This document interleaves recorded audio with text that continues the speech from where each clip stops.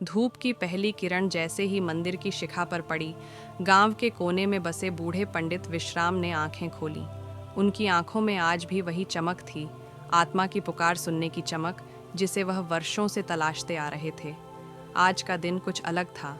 हवा में कुछ था, एक अजीब सी बेचैनी, एक गहरी पुकार, जैसे कोई कहीं से कह रहा हो, बस अब और नहीं, अब मेरा अंत नहीं, मेरा आरंभ दो। पंडित जी मंदिर पहुंचे, पूजा की थाली सजाई, शंख फूंका और आंखें बंद करके बोले, हे प्रभु, ये तन मन जीवन सब कुछ तेरा है। अगर कुछ मेरा है तो केवल मेरी इच्छाएं, और आज वह भी समर्पित हैं। उसी वक्त एक अजनबी युवक मंदिर के द्वार पर आया। उसकी आंखों में तप था, चेहरे पर तेज लेकिन माथे पर चिंता की रेखाएं थीं। उसने कांपती आवाज में कहा, पंडित जी, मुझे ईश्वर से कुछ मांगना नहीं, मुझे खुद को देना है, पूरा का पूरा। पंडित जी चौंक गए। इतने वर्षों में ये पहली बार था जब कोई कुछ लेने नहीं बल्कि देने आया था।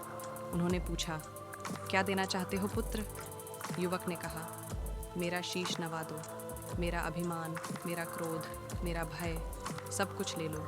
मुझे केवल समर्पण चाहिए, मुझे मुक्त होना है। पंडित जी की आंखें भर आईं। ये वही शब्द थे जो उन्होंने रविंद्रनाथ ठाकुर की कविता में पढ़े थे, मेरा शीश नवा दो।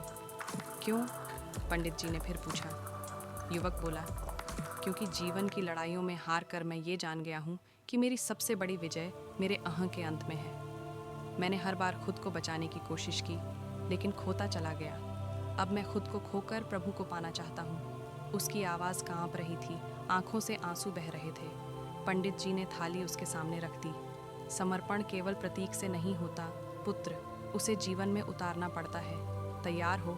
हाँ, मैं तैयार हूँ, युवक ने दृढ़ता से कहा।